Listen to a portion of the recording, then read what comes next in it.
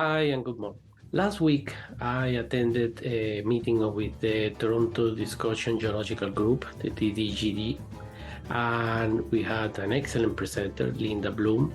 She was talking about quality control, and it was a wonderful explanation of many details of this subject, the quality control. But I liked a lot how she finished the presentation. She finished it with a call for action, do something. And in today's episode, Code and Droplets 58, I'm going to talk a little bit about how I solve certain QC problems that she mentioned in her presentation. So, once again, Code and Droplets, episode number 58. Enjoy. So, there are 2 points that I would like to discuss. And one is what to do or how to deal with the quality controls when we are doing a drilling program. Because you don't need to be a rocket scientist. You have bags that are, big bag full of 5 kilograms of pieces of rock. And then you have one bag with a little envelope with 100 grams of material. You know that is a control. Maybe you don't know if it is a blank or a duplicate, but you will know that is a control.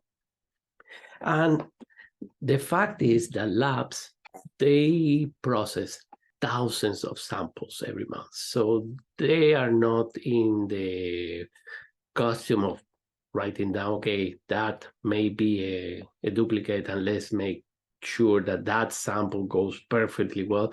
They don't do that. But we really need to try to give them the less chance to figure out that sample specifically was a control.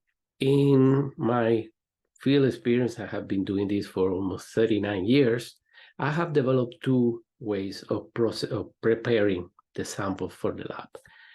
One that is the perfect one, and the other one that is good enough. The perfect one is when you can engage 2 different labs, 2 quality labs to prepare you to do this testing. So let's say that you have 1,000 samples. You're going to give 500 samples to lab A and 500 samples to lab B. They prepare the pulps. When the pulps are ready, then you take the pulp from lab A and you give it to lab B, and you get the pulp from lab B and you give it to lab A. So when they start doing the testing, the assaying, they only have pulps. There is no way they can know that one of them is a standard or a blank or a duplicate. These are all bags.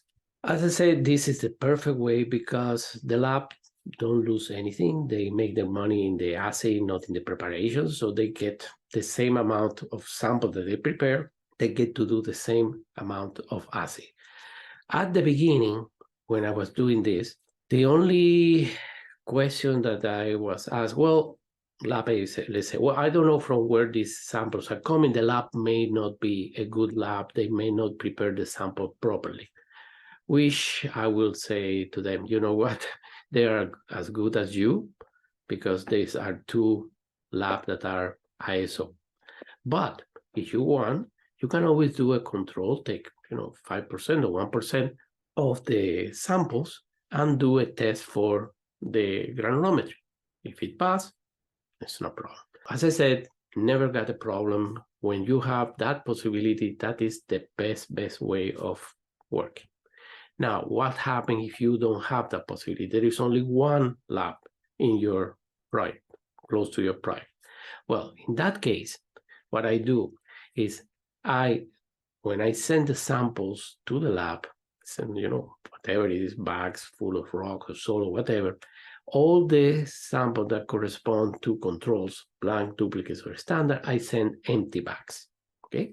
So they prepare a batch of samples, and when they have the pulps ready, they put it on a tray, they call me, your pulps are ready. Then I have trained one of my geologists, the QC responsible, that will go to the lab with our own blanks and standards, and sitting in a room private room, he or she will fill in the materials with the blank, with the standards, or make a duplicate from the previous sample. When he's done, he just gives the pulps to the lab, and they continue doing the assay.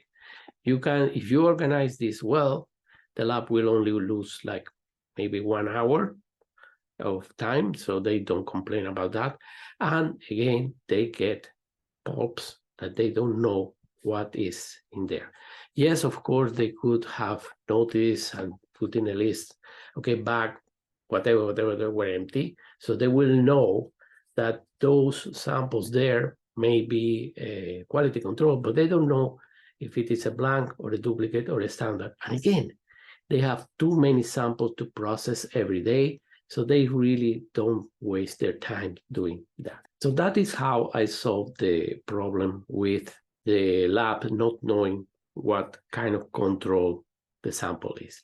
The other point that was mentioned in this conference was what to do with when we need to do a duplicate of a core. And the way it works at this moment, most of the companies, what they do, they have the core, they cut it in half, that half, they cut it in half, 1/4 is the sample, 1/4 is the duplicate, and they send it to the lab. Of course, the big problem with this is that the gold nugget may be 1/4 of the core and not in the other one.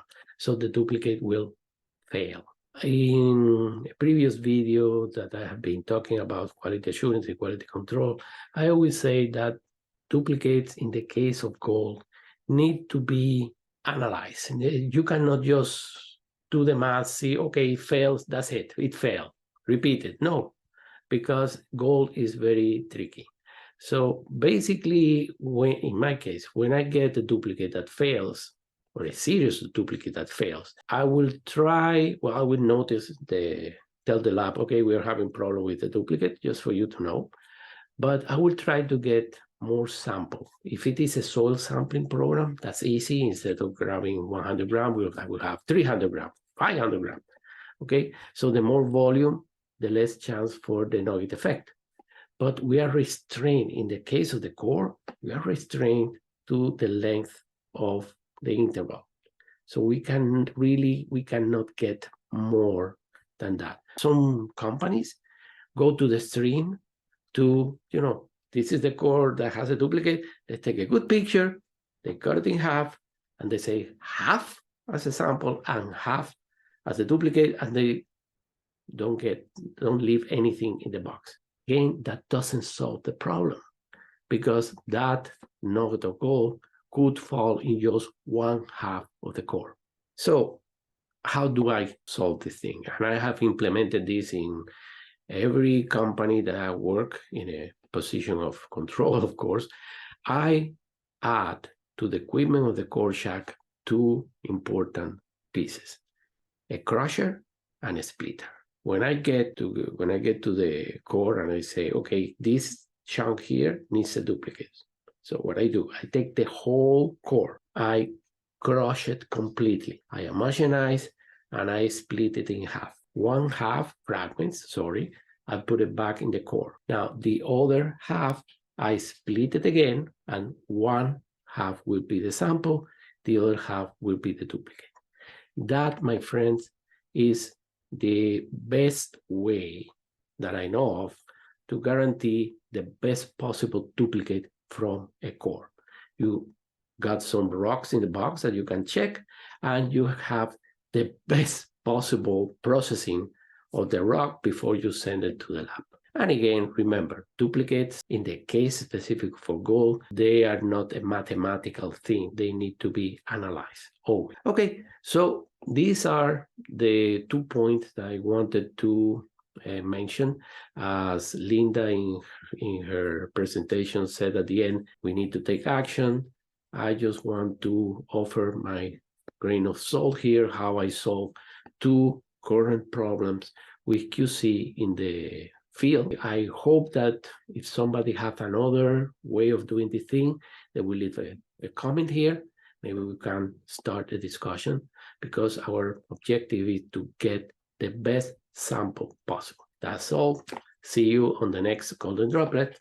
Have a great day. I think these videos are brilliant, and I'm sure you will like them too.